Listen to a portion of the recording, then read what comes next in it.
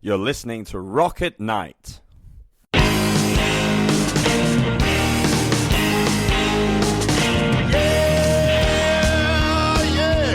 Are you ready? Hey, tonight I'm gonna take you on a little trip. We're going down south by the mighty Mississippi. I'm gonna take you to a place where lights never dim. Bring your mother, your brother, and your best friend. I'm gonna show you where they dance out in the street.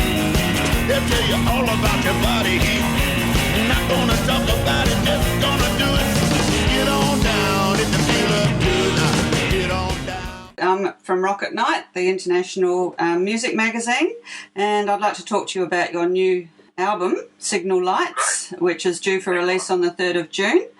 Can you tell me a little bit about the inspiration for this album? The album is really a collection of songs that came about while I was on tour. I mean, I seem to do most of my writing on tour, it seems. But this was after about 18 months of, I'd been around Australia a couple of times and then been through Europe and the UK twice as well. Doing a lot of busking, playing at festivals and experiencing a lot of new places, new cities, new people. And yeah, all of the songs that eventually made it to this record were from kind of that period in writing. Signal Lights being the very final song that I wrote for the album. And it was kind of a personal resolution, I guess, or a reminder that, it is okay to want to have, a bit of a line to walk or a path to follow or something that just to show you the way. In the music industry, you really can work every single day of your life and you can, throw yourself into this far-off dream and spend every moment of energy doing that. It's a fantastic thing to have, don't get me wrong. However, you can sometimes, stray off the path a little bit and miss out on some of the simple things in life, like enjoying, milestones with family and being able to keep up with good friends and all those kinds of things. That's correct. So, actually, that was one of my questions about the good and bad things about touring, but I'm sure missing family and friends is one of those things that you do miss. It seems absolutely. It seems a lot of artists do their writing while they're touring around. I think your senses are being assaulted by all new experiences, and if I ever sit down while I'm at home in the studio and sit down to write a song, it's 9 times out of 10 it's terrible.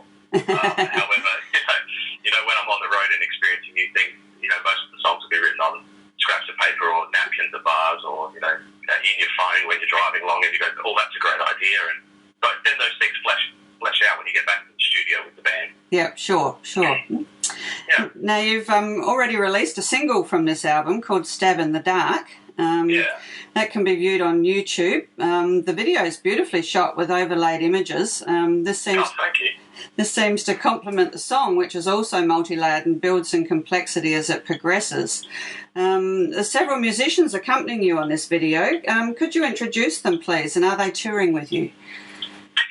Yeah, so I'm doing a number of shows around Australia this June, and I will be playing a full band show at the Gov in Adelaide on the 4th of June, which will kick off the tour. Yes. And we'll also be playing with a full band in Melbourne at the Top in Town on the 23rd. The other shows at this stage will more than likely be solo dates due to other, band members' commitments and whatnot. Yes. However, if at all possible, we're going to try and put a band show on in Perth too. Okay. I'm using the same group of musicians that have previously played on my other record. BJ Barker on the drums, Steve Fleming on electric and double bass, a local string arranger called Julian Ferraretto that does a lot of work with the Adelaide Symphony Orchestra. It's kind of my same little crew of go-tos, and they're all. I'm very fortunate to be able to make music with such incredibly talented guys. No, very good. That's lovely. There's another version of Stab in the Dark on YouTube titled Tram Sessions. Can you tell me a bit about this? I mean, obviously it's shot on a Melbourne tram. It seems like you're busking on the tram or just performing on the tram. Tell me a bit about that. Well, essentially, yes. Tram Sessions is an initiative run by, I think it's the Arts Council of Victoria in conjunction with Yarra Trams. And Ash Hill's the girl that coordinates it. I met her a few years ago, did a Tram Sessions for the last album. But essentially what they do is they've got this incredible social media following on Facebook and Twitter and Instagram and those kinds of presences where they will, build up the suspense of, right, this artist is coming to town and we're going to be filming a live session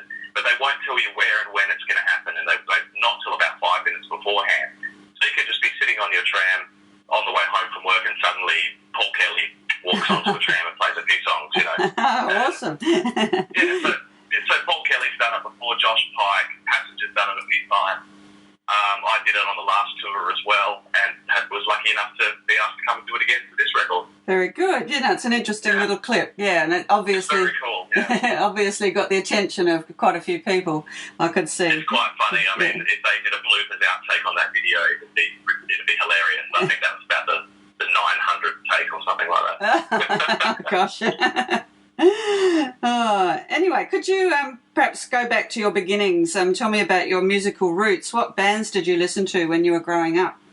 Everything. I was really fortunate to grow up in an incredibly musical household, and I grew up listening to everything from Black Sabbath to The Clash to the Rolling Stones to Cold Chisel and John Farnham and Iron Maiden and Simon and Garfunkel. Right. And, it was an incredibly diverse mixture of stuff. Both my parents being musicians, there was just an incredible influence around from all spectrums. And I just loved listening to all of it. Growing up, I started playing in my first band at high school, and we were, kind of in that alternative rock grunge world, and that was the first kind of thing that took my interest. I really don't have one particular style that I've loved my entire life. My belief on music is really that there's only really two kinds of music. There's good music and bad music. And I think stylistically it doesn't really matter, but if you can listen to a group of musicians doing what they do at the absolute pinnacle in their field, then as a musician I can appreciate the hard work and the dedication that goes into getting to where they are. Yes. And I think there's a lot of things that, even as an acoustic, folky, old country artist, there's a lot of valuable lessons in melody and progression and song composition within hardcore and metal music and rock and roll. And, there's all these great, incredible lessons to be learned from all of it. The more you digest, the better. Yes, you're absolutely correct there. Yeah. Now, that's really interesting that you grew up with such a diverse range of music, and I guess, this last album in particular was really the only one I've listened to, but it's definitely a sort of alternative country folk sort of feel about it. Yeah, for sure. Yeah. So is that the sort of genre you are settling into, do you think? Oh, absolutely. I think all three of my records fit very much within the realms of folk and alternative country. But this one, I think, is just a little bit more refined within its style. It's we set up in a studio. It was four guys. We set up. We pressed record on a tape machine, and that's what you hear. Yeah. We played it all live, and it's after a few years of playing as a band, we seem to have really settled in and made a record that we're all very proud of. Oh, good. Oh, congratulations. It sounds very professional. Thank you so much. Now, if there was anybody in the world that you could collaborate with, who would it be and why? No, I get asked this one a bit. There's a few different options. If it was as far as recording collaboration goes, there's a producer based out of LA called Butch Walker, and his last record, Afraid of Ghosts, is absolutely one of my favourite finds of the last year. It's a bit of a double-edged sword, though, and a bit of a two-part answer, this one, because coincidentally, the record, Afraid of Ghosts, that Butch has put out was produced by one of my biggest dreams to collaborate with, which is Ryan Adams. Yes. And when I found out that those two were doing a record together, it was like Christmas. So I think the opportunity to work with someone like Ryan Adams or someone like Butch Walker would be incredible. Yes, I'm sure it would be. It's always nice to have a pipe dream, isn't it? Yes, definitely. So apart from music, do you have any other interests or talents that people might be surprised to hear about? The only other real interest that I would say that I'm really, really passionate about, apart from being a Barossa boy and growing up with great food and wine, Yes. is motorcycles. It's always been something that's been in my family, and I still get quite an enjoyment out of when I'm not touring, being able to put the helmet on and just jump on the bike for a few hours and come back with a bit of a clear sense of what to do next. It can kind of calm the chaos down a bit. Yes, I know all about motorcycles. My partner rides one, so There you go. it does clear the cobwebs, that's for sure. And you've got some nice twisty roads up there in the Barossa, so Definitely, yeah. okay. So you're about to tour in Australia in June. So you're starting off, as you said, at the Governor Hindmarsh in Adelaide, a great little venue. I've been there many times. Then, I'm excited to play. Yeah, and that's one of my favourite venues in Adelaide for sure. So then you're moving to Sydney and Perth, Melbourne, and finally Brisbane. That's correct? Yeah. So what are you looking forward to most about touring to promote Signal Lights? Oh, all of it. You know, I think I love touring and I love playing and connecting with people through music. It's something that I've done for the last 4 years by myself predominantly.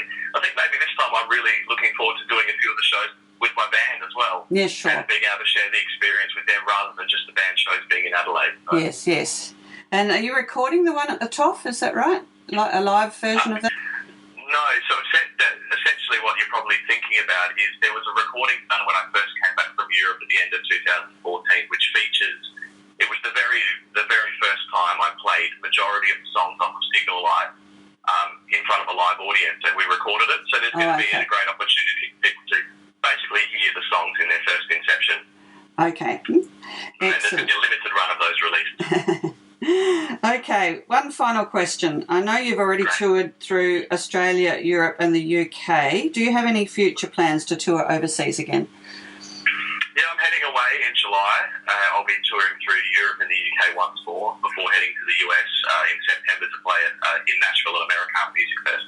So that's going to be my first taste of the States, but I'm very much looking forward to it. Definitely, and I know a lot of these listeners will be from America, so I'm sure they'll be pleased to hear you're going there. I'm very much looking forward to it. It's been a dream for all my entire life, so to be going is kind of surreal. I'm sure it is.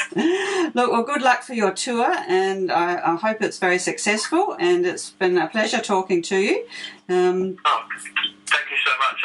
I look forward to reading the article. You're listening to Rock at Night. Thanks for the intro melody.